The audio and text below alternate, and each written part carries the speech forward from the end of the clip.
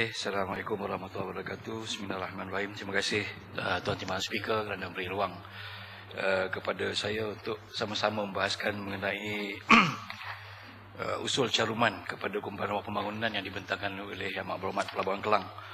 Jadi ada beberapa perkara saja yang ingin saya ketengahkan dalam perbahasan pada pagi ini mengenai satu peruntukan yang bernilai RM179,90,947 yang diminta oleh pihak kerajaan untuk pembiayaan 30 juta kepada pengambilan balik tanah projek Tempatan Banjir Sungai Rasa dan 149,90,000 untuk bayaran projek mitigasi 2 pinjaman persekutuan.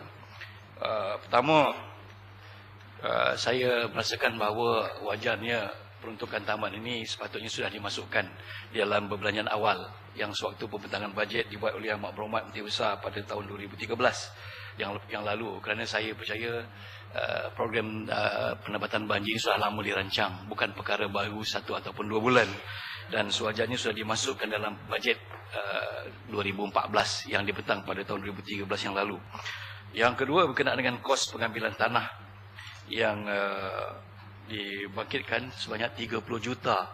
Jadi saya ingin mohon sedikit penjelasan daripada pihak kerajaan bagaimana syarat-syarat ataupun cara-cara prosedur yang digunakan oleh pejabat tanah dan daerah dalam menentukan kadar-kadar dan berapa ramai mereka yang terlibat dalam pengambilan tanah ini. Kerana apakah landowner ini dengan izin mendapat bayaran yang setimpal, apakah mereka boleh juga membuat tuntutan-tuntutan dengan kadar-kadar bayaran semasa yang sewajarnya mereka dapat hasil daripada pampasan yang berkenaan.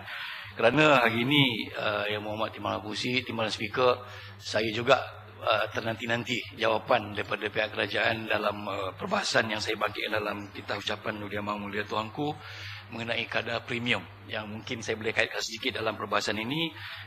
Bagaimana hari ini rakyat begitu tertekan dengan kadar premium yang begitu tinggi. Sebagai contohnya saya ambil sebuah keluarga petani yang dulunya mendapat pajakan 99 tahun di dalam daerah Kuala Selangor. Waktu mereka memperoleh pajakan ini, status tanahnya ialah pertanian, dan mereka membayar pada kadar yang begitu minima pada zaman kerajaan BN.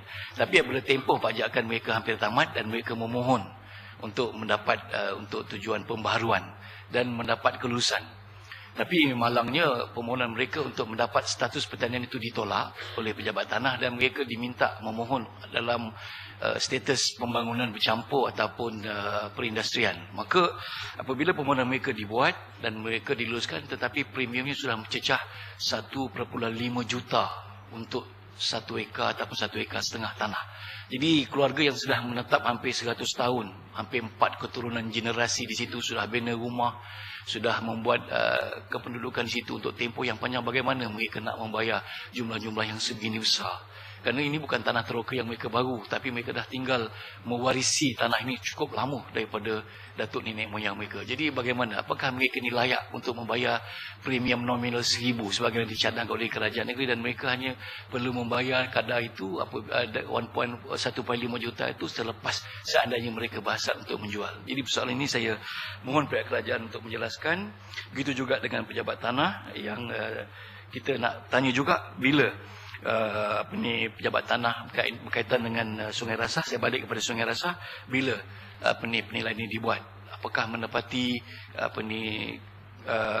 jumlah yang diperoleh oleh pemilik tanah ini mendapat kadar bayaran yang memuaskan yang pada semasa lah.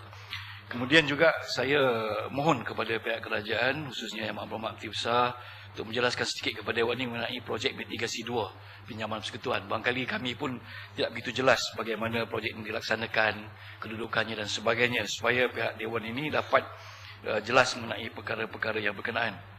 Juga mengenai perkara 2, mengenai 58 juta yang diperuntukkan untuk 48 juta untuk membina jambatan ketiga Kelang. Saya rasa ini sepatutnya sudah dimasukkan di dalam bajet 2014 yang dibentang pada bulan Disember yang lalu. Kerana saya yakin pihak JKR mungkin sudah menyediakan apa kos-kos yang diperlukan dalam pembinaan jabatan yang ketiga ini. Dan saya percaya sepatutnya tidak dimasukkan dalam bajet tambahan, kecuali lah kalau pembinaan sedang berjalan, ada perkara-perkara yang memerlukan variation order dengan izin, dan itu barangkali perlu dimasukkan dalam bajet tambahan. Tapi ini sepatutnya sudah dibuat lebih awal, bajet 58 juta ini. Dan juga saya mohon kepada pihak kerajaan untuk minit terakhir ya, Permata. Mohon penjelasan mengenai 10 juta bagi kerja-kerja menaik taraf di sepanjang projek Tempatan Banjir di Sungai Rasai ini. Kalau boleh dapat kita berikan penjelasan supaya bajet tambahan ini boleh dilihat. Dan akhirnya, Timbalan Speaker, dalam pendengaran Selket baru-baru ini kita tengok banyak isu banjir ini cukup besar masalahnya di negeri Selangor, dan rata-rata pihak JPS dalam jurutera-jurutera memaklumkan bahawa bajet yang terhad menyebabkan banyak program-program mitigasi banjir tak dapat dijalankan. Akhirnya kesannya begitu besar, harta yang hilang, kemusnahan dan sebagainya. Jadi kita mengharapkan apapun juga projek ataupun pembangunan mitigasi banjir ini perlulah disusun dengan teratur, disusun dengan perancangan supaya tidak menyelesaikan satu pada secara ad hoc. Jadi biar disusun ataupun dijadualkan supaya peruntukan yang diberi ini dapat menyelesaikan isu-isu banjir secara menyeluruhnya. Ya, Mohd Speaker, saja perbahasan saya. Terima kasih. Seri Muda. Terima kasih, Yang Berhormat